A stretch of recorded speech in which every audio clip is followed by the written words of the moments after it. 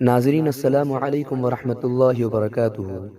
دوستو یہ ویڈیو بہت ہی دلچسپ اور معلومات سے بھرپور ہونے والی ہے۔ دوستو ہم نبی صلی اللہ علیہ وسلم سے عشق کے دعوے تو بہت کرتے ہیں، لیکن اگر ہم سے نبی صلی اللہ علیہ وسلم کی زندگی کے بارے میں پوچھا جائے تو ہم کچھ نہیں بتا سکتے۔ اگر آپ بھی ایک سچے مسلمان ہیں اور نبی صلی اللہ علیہ وسلم سے سچا عشق رکھتے ہیں اور نبی صلی اللہ علیہ وسلم کی زندگی کے بارے میں کچھ جاننا چاہتے ہیں تو یہ ویڈیو کو لاسٹ تک ضرور دیکھیں اور دوستوں میں خوب شیئر کریں۔ ناظرین، پچھلی ویڈیو میں ہم نے آپ کو بتایا تھا کہ کیسے حضرت ابراہیم علیہ السلام نے اللہ تعالیٰ کے حکم سے اپنی زوجہ محترمہ حضرت حاجرہ علیہ السلام اور اپنے دودھ پیتے بیٹے حضرت اسماعیل علیہ السلام کو مکہ کے چٹیل میدان میں چھوڑ کر چلے گئے تھے، جہاں نہ پانی تھا نہ سبزے کا نشان تھا۔ پھر کیسے اللہ تعالیٰ نے وہاں پر آب زمزم کا چشمہ جاری کیا، پھر پانی دیکھ کر وہاں پر اور لوگ بھی آ کر بسنے لگے، اور دیکھتے ہی دیکھتے وہ ایک چھوٹی سی بستی بن گئی۔ پھر مکہ میں 15 سال گزارنے کے بعد حضرت حاجرہ کا انتقال ہو گیا تھا۔ ناظرین، آج کی اس ویڈیو میں ہم بات کریں گے کہ حضرت حاجرہ کی وفات کے بعد کیا ہوا اور کب حضرت ابراہیم علیہ السلام ملک شام سے واپس آئے، اور خانہ کعبہ کو کیسے تعمیر کیا گیا، اور پھر وہاں پر شرک و بت پرستی کیسے شروع ہوئی۔ حضرت حاجرہ کے انتقال کے بعد حضرت ابراہیم علیہ السلام شام سے مکہ آئے۔ خدا پاک نے ان کو حکم دیا تھا کہ اس بستی میں کعبہ تیار کریں جو خدا کا گھر کہلائے گا۔ حضرت ابراہیم علیہ السلام جب اپنے بیٹے سے ملے تو ان سے یہ بات بتائی کہ مجھے خدا تعالیٰ نے حکم دیا ہے کہ میں یہاں ایک گھر بناؤں جہاں لوگ خدا تعالیٰ کی عبادت کیا کریں، تم اس کام میں میرا ہاتھ بٹانا۔ اس کے بعد حضرت ابراہیم علیہ السلام نے دیواریں چننے کے لیے وہ جگہ بتائی جہاں آج تک بیت اللہ شریف موجود ہے۔ حضرت اسماعیل علیہ السلام نے فوراً باپ کا حکم مانا اور تعمیر کے لیے پتھر وغیرہ اکٹھے کرنے شروع کر دیے، اور حضرت ابراہیم علیہ السلام نے دیواریں بنانی شروع کر دی۔ اس طرح کچھ عرصے کے بعد کعبہ تعمیر ہو گیا جہاں لوگ خدا تعالیٰ کی عبادت کرنے لگے۔ حضرت ابراہیم علیہ السلام خدا تعالیٰ کے برگزیدہ رسول تھے اور تمام عمر لوگوں کو خدا تعالیٰ کی عبادت کرنے اور سیدھے راستے پر چلنے کی تبلیغ فرماتے رہے، اور بیت اللہ کی تعمیر کے بعد حضرت ابراہیم علیہ السلام کی وفات ہو گئی۔ اس کے بعد خدا تعالیٰ نے حضرت اسماعیل علیہ السلام کو اپنا نبی بنایا اور انہوں نے لوگوں کو خدا کا پیغام پہنچانا شروع کر دیا۔ اس طرح مکے میں حضرت اسماعیل علیہ السلام کا سچا مذہب پھیلنے لگا۔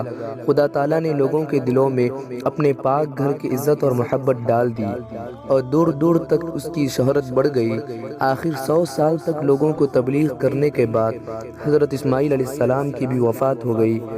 آپ کی شادی مکے میں ہی ہوئی تھی اور یہیں آپ کی اولاد بھی رہتی تھی، یہاں تک کہ جب آپ کی نسل بہت زیادہ بڑھ گئی تو ان میں کچھ لوگ دوسرے شہروں میں جا کر بس گئے۔ مکے والوں میں بیت اللہ شریف کے انتظامات کی بہت زیادہ اہمیت تھی۔ بیت اللہ کے انتظامات کو تولیت کعبہ کہتے ہیں۔ جو خاندان کعبے کا متولی ہوتا ہے اسی کے پاس کعبے کی چابیاں رہتی تھیں۔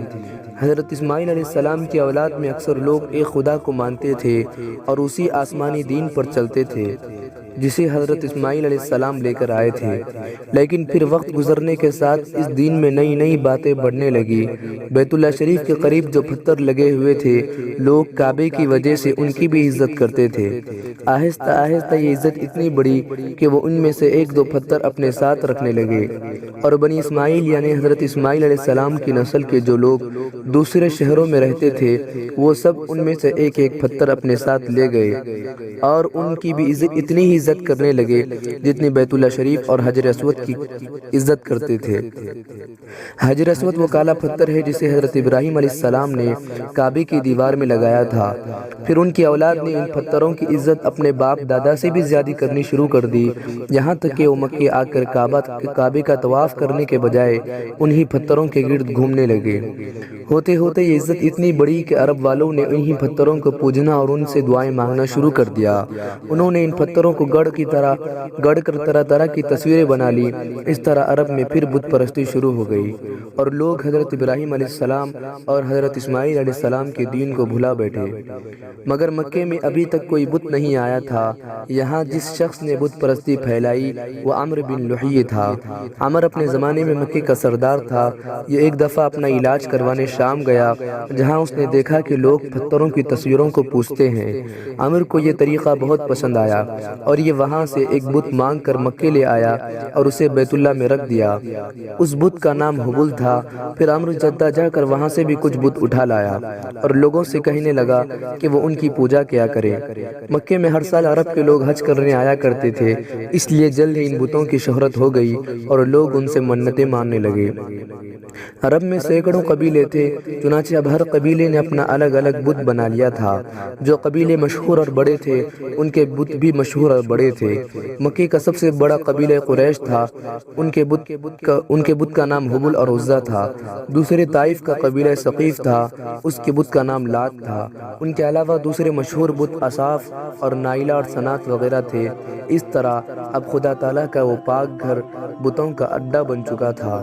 اسی طرح مہینے، سال اور صدیاں گزرتی رہیں، مگر مکے کے لوگوں کا ذہن اب بدل چکا تھا۔ اب وہ کھلم کھلا بتوں کو پوجتے تھے، مگر پھر بھی ان کے دلوں میں بیت اللہ کی وہی عزت تھی جو ان کے باپ دادا کے زمانے میں تھی، اور وہ انہی کے طرح کعبے کا طواف کرتے تھے۔